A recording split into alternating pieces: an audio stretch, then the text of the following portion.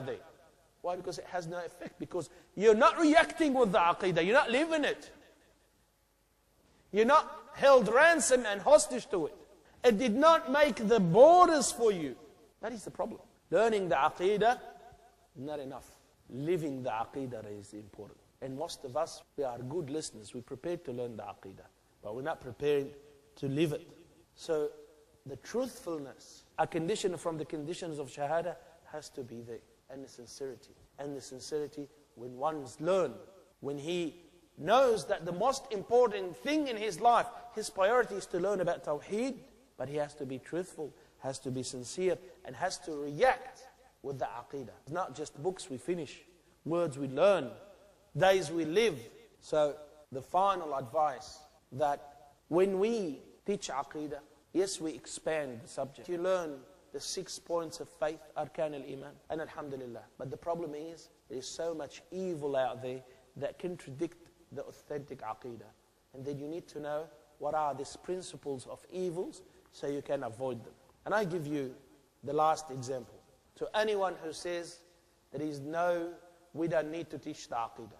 And I will read a small part to you of a letter that is distributed by one of the biggest organizations here in Sydney. A friendly note from your Muslim neighbor. And listen, Muslims have much in common with the Christian and Jews. Muslims, like Christian and Jews, worship the one God. That is something, and they criticize, why do you teach people aqidah?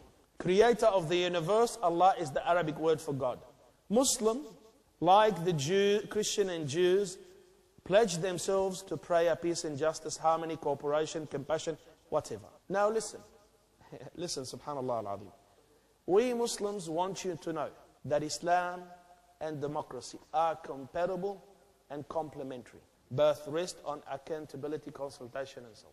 Now, wallahi, if you don't have understanding of aqidah, you think this is something to be excited with. Allah subhanahu wa ta'ala said that about the Christian and the Jews, you're not on anything until you believe in Muhammad sallallahu alaihi wasallam. So how can we have so much in common? And then democracy and Islam are compatible and one complete the other. Islam is the cake and democracy is the icing on the cake. Where did they get this from? That goes against Tawhid Al-Hakimiya. That goes against the rububiyyah of Allah subhanahu wa ta'ala.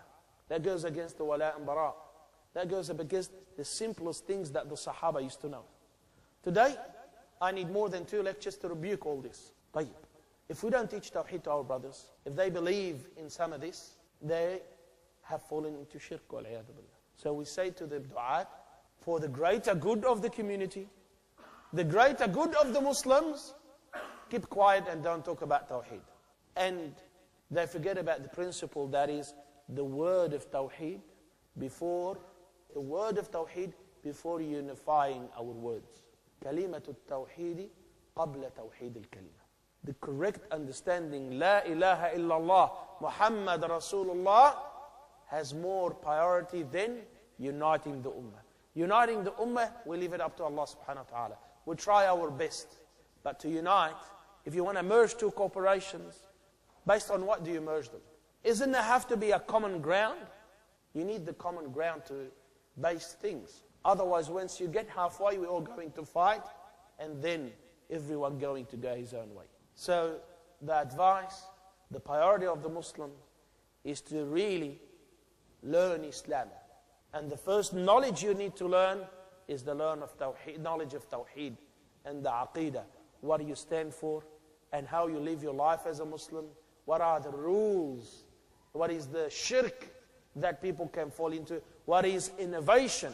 And then you learn the issues of jurisprudence, your fiqh. How do I pray 5 times? And all comes hand in hand. Together you learn it. So your a'mal can be accepted. So your deeds can be accepted. That is the way of da'wah, and that is how the Prophet Muhammad sallallahu alayhi wasallam did his da'wah, where for 13 years he would teach him the meaning of La ilaha illallah. And then he told them how to pray, how to fast, how to pay zakat, how to perform pilgrimage, what is haram and what is halal. قولوا قولي هذا واستغفر الله لي ولكم سبحانك اللهم وبحمدك